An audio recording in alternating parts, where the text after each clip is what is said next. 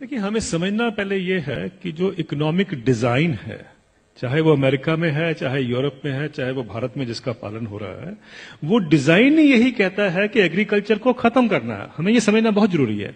अब देखिए, अमेरिका में किसान खत्म हो चुके हैं, हार्डली 2% से पॉपुलेशन से कम रह गए हैं। यूरोप में हर मिनट में एक किसान खेती छोड़कर जा रहा है। और भारत में और चाइना में या डेवलपिंग कंट्रीज में अब सारा जोर है। अभी आपको याद होगा, रघुराम राजन साहब भी खुद कहते थे कि सबसे बड़ा रिफॉर्म भारत में तब होगा जब हम खेती से लोगों को निकालकर शहर में ला सकते हैं, क्योंकि शहर में दिहाड़ी मजदूर की जरूरत है।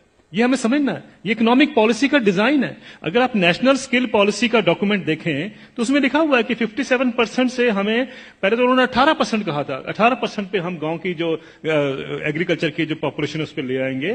फिर उन्होंने कहा 38% पे अब आ गए हैं, 57 से 38% कर देंगे वो 2022 तक। यानी ये सोची समझी रणनीति का एक हिस्सा है कि किसानों को खेती से बेदखल करना है, शहरों में लेके आना है। ये हमें जानना बहुत जरूरी है। जब हम ये जान जाते हैं तो उसके लिए जो पूरा इकोनॉमिक ढांचा बनाया जाता है। अब जैसे बताया आपने पहले कि देखिए क्राइसिस है, इतने सालों से किसान को इनकम नहीं मिल रही है। जब हम दूसरे सेक्शन को देखते हैं, मैं इसका एक उदाहरण देता हूं सिंपल सा। 1970 में गेहूं का दाम 76 रुपए प्रति क्विंटल था, जो 2015 यानी 45 साल के बाद बढ़कर 1450 रुपए प्रति क्विंटल हो गया 2015 में। उसी दौरान मैंने बाकी सेक्शन ऑफ द सोसाइटी का हाल देखा, उनका क्या हुआ इनकम का।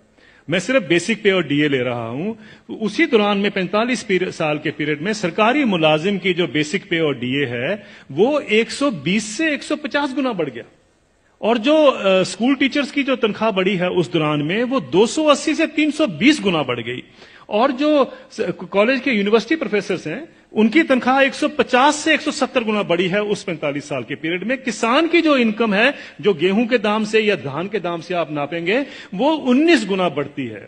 अगर ये जितने सरकारी मुलाजमों की भी अगर इनकम 19 गुना बढ़ी होती तो ये नौकरी छोड़ चुके होते आज तक।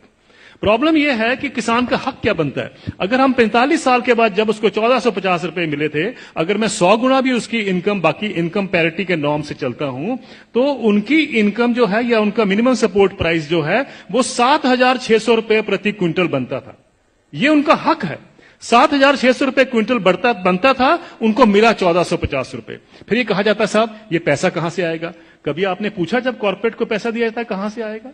कभी आपने पूछा 7वां वेतन आयोग का पैसा कहां से आएगा? 7वां वेतन आयोग जब सारे देश में फैलाया जाएगा, अभी तो सिर्फ सेंट्रल गवर्नमेंट का है, तो क्रेडिट स्विस बैंक की स्टडी कहती है 4,80,000 करोड़ रुपए हर साल एडिशनल खर्चा होगा। किसी ने नहीं पूछा कि पैसा कहां से आएगा। किसी ने नहीं कहा कि फिस्कल डेफिसिट बढ़ जाएगा। आप किसान को 2 लाख रुपए दे दीजिए, 2 लाख करोड़ रुपए अनाउंस कर दीजिए साल का देंगे, हाहाकार मच जाएगा इस देश में। अरे ये पैसा व्यर्थ जा रहा है, ये लोग डिजर्व नहीं करते हैं, ये सारा कुछ होगा, फिस्कल डेफिसिट बढ़ जाएगा। लेकिन इंप्लॉइज के लिए किसी ने कहा फिस्कल डेफिसिट बढ़ जाएगा? ये सारी इकोनॉमिक नीतियां हमें जानने की जरूरत है। ये किस तरीके से डिजाइन बनाया गया है कि किसान को हम गरीब का गरीब ही रखें।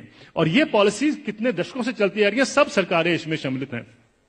अब आपका जो सवाल था कि ये क्या कारण है, इसका कोई बीच का रास्ता भी हो सकता है। बीच का रास्ता हम क्या ढूंढते हैं, मुझे एक छोटी सी बात बता दीजिए। जब आपका इनकम मिलती है, 7वां वेतन आयोग मिलता है या किसी को भी अपनी इनकम मिलती है, तो क्या कभी किसी ने सोचा है कभी किसान को कभी हाउस रेंट मिला हो, कभी एजुकेशन रेंट मिला हो, कभी हेल्थ अलाउंस मिला हो, कभी बच्चों के लिए मेडिकल अलाउंस मिला हो? किसानों को क्यों, ये क्या किसान नहीं क्या इस सोसाइटी में रहते हैं? सुप्रीम कोर्ट के जो ऑफिसर्स हैं उनको 21,000 रुपए कपड़ा धोने के लिए मिलता है हर साल का। डिफेंस वालों को 20,000 मिलता है हर साल का कपड़ा धोने के लिए, कपड़े धोने के लिए। और वो लड़ाई कर रहे हैं आजकल, डिफेंस वाले कह रहे हैं कि साहब सुप्रीम कोर्ट वालों को ज्यादा क्यों मिलता है, हम तो बॉर्डर पे रहते हैं। मेरा यह सवाल है, क्या किसान के पास कपड़े नहीं होते धोने को? कभी आपने सुना है कि किसान के कपड़े के लिए 20,000 रुपए भी कभी उसमें ऐड किया गया हो? मिनिमम सपोर्ट प्राइस में क्या करते हैं हम, जो उसकी लागत लगती है और फैमिली लेबर जो लगती है उसको जोड़ लेते हैं, बस यही। और अभी तो एम्प्लॉइज के लिए 108 अलाउंसेस भी होते हैं। अभी तो तनख्वाह और डीए के बाद 108 अलाउंस मिलते हैं। जिस भी सज्जन को 108 अलाउंस मिलते हैं उसको तनख्वाह की क्या जरूरत है, मुझे ये बता दीजिए। लेकिन अगर मिलते हैं तो मैं ये नहीं कहता कि नहीं मिलने चाहिए, लेकिन क्या किसान ने क्या गलत किया है कि उसको नहीं मिलते हैं? मैं ये कहना चाहता हूं, कभी किसान के एमएसपी में हाउस रेंट जोड़ा गया है, कभी उसका मेडिकल अलाउंस जोड़ा गया है, कभी उसके बच्चों के लिए एजुकेशन अलाउंस जोड़ा गया है? क्यों? क्या उसने बच्चे नहीं पालने हैं? हम ये क्यों मान के चलते हैं कि किसान तो हमारे देश के ऊपर बोझ है, इसके ऊपर हम दान कर रहे हैं? आप दान नहीं कर रहे हैं, आप उसको एक्सप्लॉइट कर रहे हैं। सेविंग अर्थ की बात हम लोग करते हैं, सोलर पैनल्स की बात करते हैं. I'm going to show you something that will absolutely and totally have you go, that's not possible. It is possible. This is harnessing electricity and energy from soil. I'm going to touch the plant. ये जो light है इसमें कोई battery नहीं है. There is an actually bio panel जो उन्होंने soil के अंदर डाला है, जो अर्थ की हीट है, माइक्रो ऑर्गेनिजम्स हैं सॉइल में. It is harvesting energy from there and through that this light is coming. Imagine इस तरीके के panels in gardens, in stadiums. They're saying they can run air conditioners from this. तो जहाँ पे वो लोग ये panel को अंदर डाल रहे हैं, मैं वो आपको दिखाने वाला हूँ. So this is the top, और ये मैं यहाँ पे निकाल के यहाँ रख रहा हूँ. And ये है panel embedded inside. And this is the one that is harnessing all the energy from inside the earth, minerals, heat from within the earth.